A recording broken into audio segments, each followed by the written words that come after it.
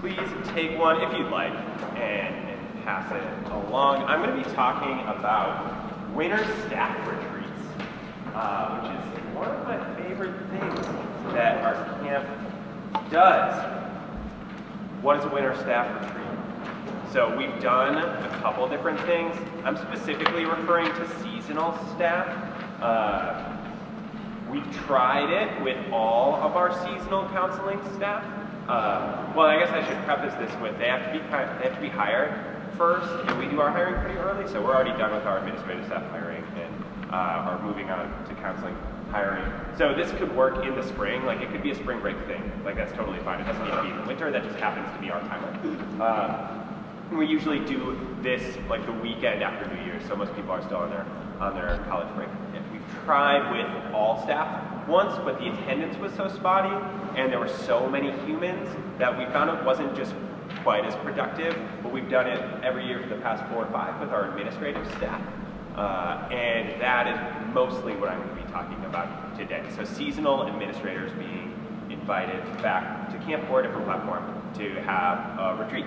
So why do you do it? They're fun. They're so fun. It's great to have all of your humans back in the depths of winter. It's kind of like this conference, right? Like you get this retreat setting and you get to be blasted back into camp, and they kind of need that. They feel more prepared. They feel more engaged and valued coming into summer when they have the chance to work on the role ahead of time.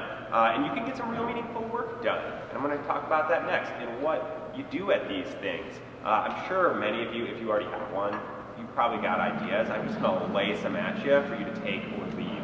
So, plan things that are fun. That's the way you have fun. How else do you have fun if you don't plan fun things? So we do like a lot of games and team building. We also have in the past done it at other camps.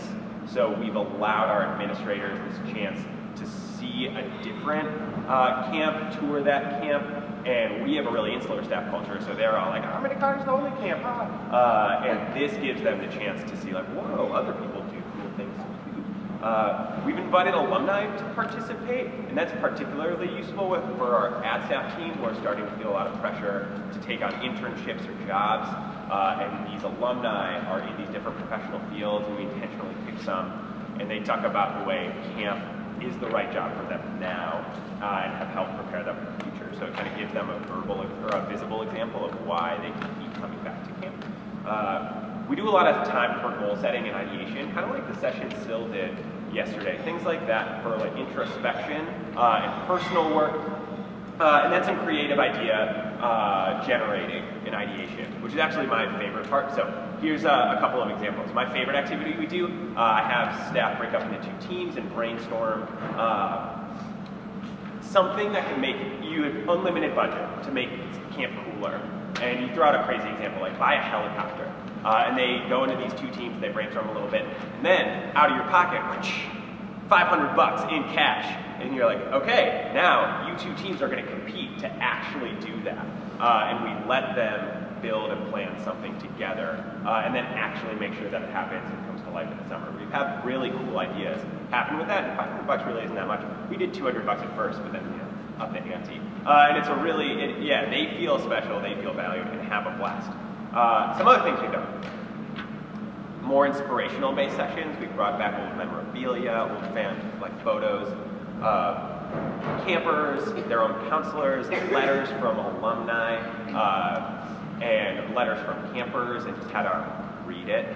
Kind of like in like a candlelit dark setting, and they all get the heebie-jeebies, which is also great in the winter when you're not feeling that camp energy. And finally, we've had our staff write letters to campers or staff that they know are coming back next year, and then all mail them. So they get to like share gratitude and be like, wow, I just called.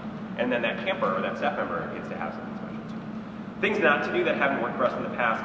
Sometimes I end up presenting information that we need to use in the summer, but the whole team's not there. And it like kind of happens by accident. Now we have to do this again. So don't do that. Another thing not to do, any detail-oriented work, our staff always want to know exactly like their new details of their role and like, oh, what's it going to be like? And you just have to be, nope, that's not happening here. Like we're just going to brainstorm together and we're going to do big picture stuff. We'll get to the details later. And finally, if you don't finish something at that retreat and you expect it to happen before summer starts, you're wrong. It's not going to happen. So don't do that too. But that's it. Thanks for listening, everyone. Woo!